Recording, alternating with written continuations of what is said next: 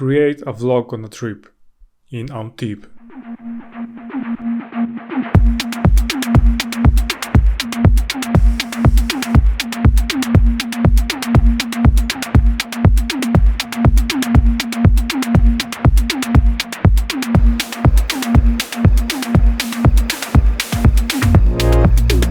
There are two main types of time.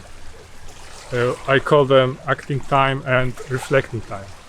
The acting time is basically when you work, when you create something, you create a value for other people so they can buy it or they can pay you to continue doing it. And there is also a reflecting time, and it's all about thinking, reflecting about the past, planning for the future, or just doing nothing. It's not so popular because it doesn't create any immediate value.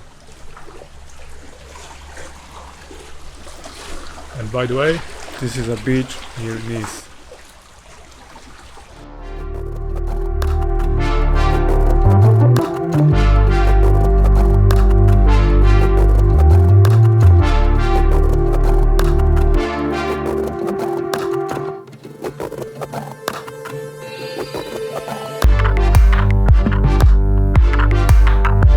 So there are two main obstacles that prevent us from having better and more ideas. The first one is being in the acting mode constantly. We are forcing ourselves to be busy all the time, to be occupied with work, and if we are free, that means our coworkers will invite us to meetings, friends will ask us to go out. But time is your most precious asset, so don't give it away for free. The second obstacle is routine. But don't get me wrong, the routine is very good for maximizing the output of your work, for the efficiency of your work. But only very few people make a routine to actually create the reflecting time. And today it's Saturday. We are in Nice, in France, and this is my wife, Angelika.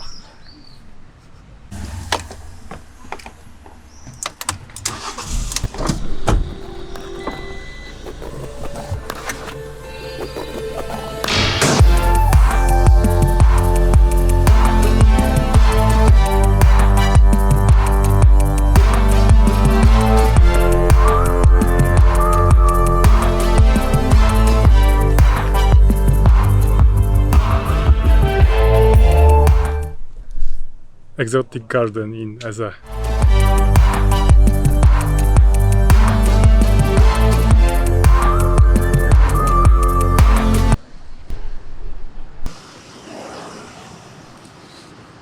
Okay, so how to overcome those obstacles? And the first advice is that you need balance between acting time and reflecting time. And for an example, you can see that on a day scale there is a evening or morning for reflection. On a week scale there is a weekend, on a year scale there is a vacation, and on a 7-year scale there is a 1 year of sabbatical. And the idea is from Stefan Segmeister, a New York-based graphic designer who closes his studio for 1 year after 7 years of work. And I encourage you to watch the TED Talk when he talks about how it benefits his work and the rationale behind the sabbatical. And the second advice is breaking the routine by going on a vacation. And this is actually a very effective method. I use it all the time, and two of my ventures were born using this method. First one is A Man of Few Words, and the second is Autumn Robot, and they were born 2 years ago and 7 years ago. And behind me is the bus station in Antibes. Okay, so how to capture your ideas? So I would say write them down as soon as possible, because ideas are very fragile, they are easy to forget, and they appear out of nowhere. So I have two techniques for writing down my ideas. And first one is using mind mapping tool, which is MindNote, and it's for ideas that are very random, and don't connect to any existing projects. And if I have already project that I already execute on, I most often have a Kanban board, and it's in Notion, and I have the first column with ideas, and I gather them in this column, and after a while I decide which of the ideas are going to the next column, which is to-do list. And right now I am in on tip, and behind me is the Performing Arts Theater. Really good piece of architecture. Take a look.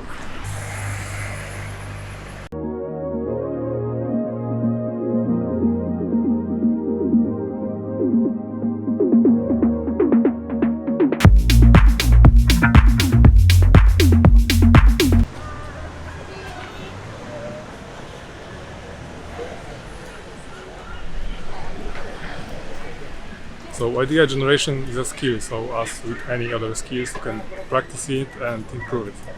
And here's the technique that I used in the past when I needed it. I planned these idea generation sessions when I basically created as much ideas as possible for a given problem or subject. And the first ideas will be probably horrible, but it's all good, because as Linus Pauling said, if you need a great idea, you need a lot of ideas. And that's true, because the principle of quality over quantity just doesn't apply to ideas, creating ideas. And do you recognize this building?